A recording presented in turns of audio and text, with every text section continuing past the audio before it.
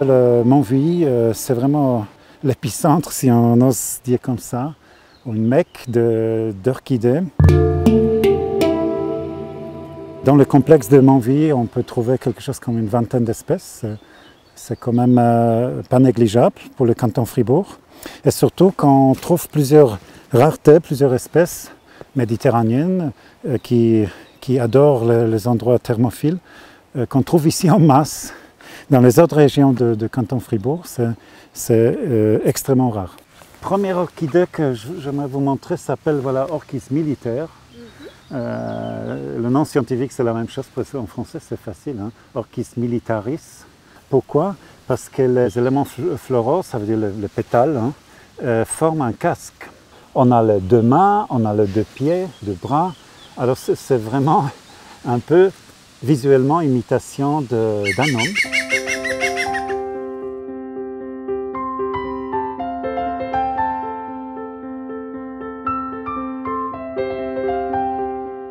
Le nom orchis, orchidée, ça c'est pas connu, vient du mot grec, exactement orchis, ça veut dire les testicules.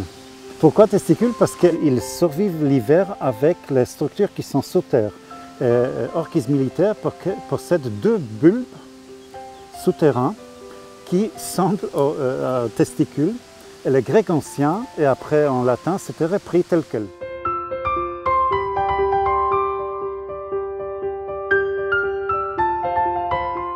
Cette espèce-là s'appelle Platanthère à fleurs verdâtres. Et pour moi, c'est parmi les plus spectaculaires. Pourquoi? Parce qu'on voit ces éperons, ce petit truc qui descend ici, qui est rempli de nectar. On a seulement une famille de papillons, les sphinx, Sphingidae. C'est très décoratif, très grands papillons de nuit, à vrai dire, mais ils volent aussi pendant la journée. C'est seulement eux qui possèdent les trompettes assez longues. Ils volent vraiment comme les colibris et ils rentrent pour chercher le nectar. Ça veut dire si on a disparition de cette famille Sphingidae, c'est très joli papillon, on va avoir disparition de cette espèce. C'est vraiment une coévolution très étroite.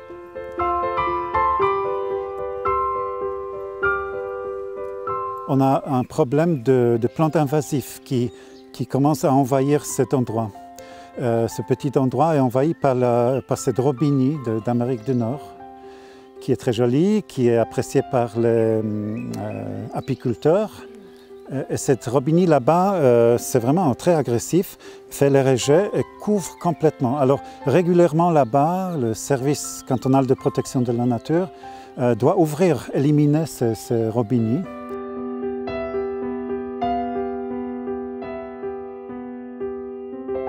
Ici, on a une autre plante invasive qui vient d'Amérique.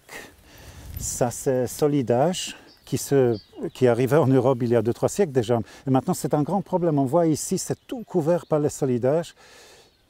De nouveau, officiellement, on doit éloigner ça, éliminer. Mais c'est immense travail, très coûteux en temps, en argent. Mais c'est nécessaire parce que ces Solidages, ça pousse comme ça va couvrir complètement. Et pousser, éliminer les orchidées sauvages, naturellement. Alors ça, c'est par exemple deux mesures, éliminer robinie, éliminer Solidage. Les plantes invasives, pour les orchidées de Montvuilly, c'est un problème. Alors c'est ça que je voudrais vous montrer, c'est une autre espèce. On a ici une quarantaine, on voit encore ici. Ça, c'est Céphalanthère de Damas, ou Céphalanthère blanche. Elle est vraiment très jolie.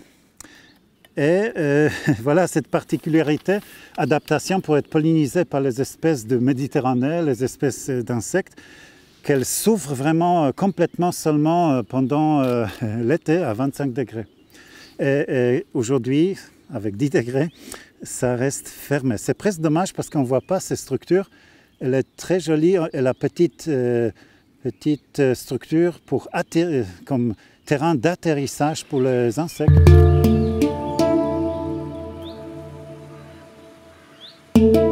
Pour tous les orchidées, à vrai dire, une particularité qu'ils produisent milliers de petites graines. Et les graines sont tellement minuscules, ils ne possèdent pas les substances nutritives pour germer. Alors comment ils font pour germer? il rentre en symbiose avec les champignons.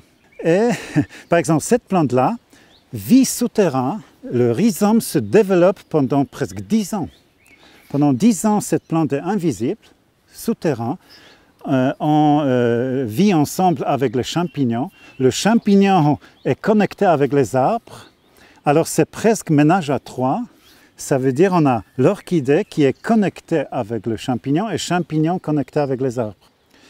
Alors on a ces céphalonthères qui sont assez spectaculaires et je cherche maintenant ces individus de cette Ophrys mouche. Voilà, par exemple ici.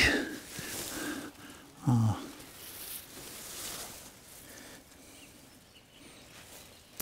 Alors voilà, on a ici un individu qui est assez joli, qui est encore assez en forme.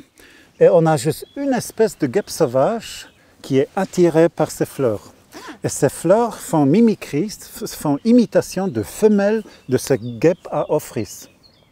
C'est vraiment, on peut se poser la question au niveau évolutif, comment ça arrive à tel niveau de sophistication. Pourquoi? Parce que ce n'est pas seulement visuellement, les mâles de ce guêpe, ils n'ont pas nos yeux, hein. Ils voient avec leurs yeux différemment.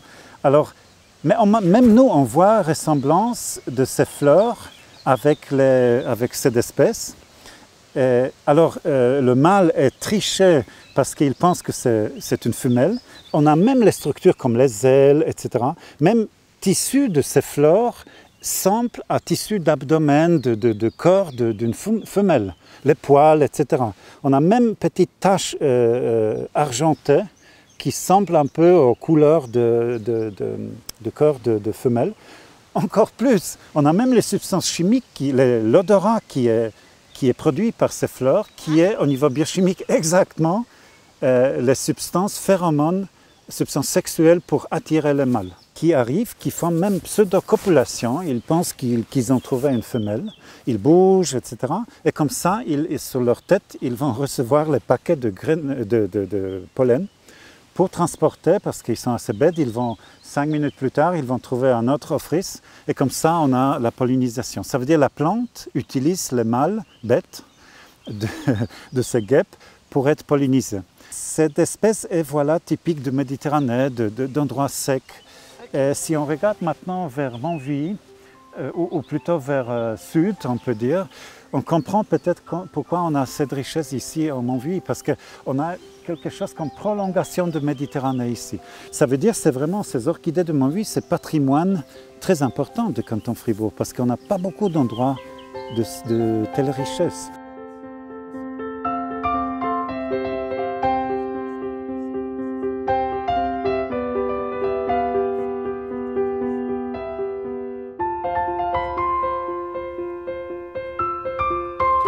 C'est vraiment une grande rareté, ça s'appelle l'Imodore à feuilles avortées.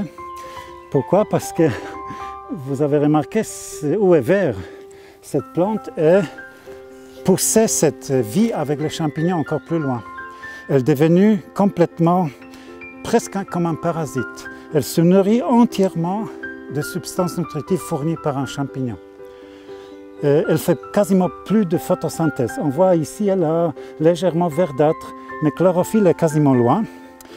Cette plante est connectée avec un champignon, et le champignon est connecté probablement ici avec les chênes. Et c'est vraiment une situation très bizarre que cette plante, à vrai dire, utilise sucre produit par les arbres, pas l'intermédiaire des champignons. Alors, c'est vraiment, ces éléments écologiques comme ça fait waouh pour les biologistes. Hein. C'est vraiment, de nouveau, peut-être à cause de ça, les orchidées sont adorées tellement, parce que c'est une famille à superlatifs sans arrêt. La floraison, écologie, rareté, beauté, c'est juste une famille vraiment de superlatifs.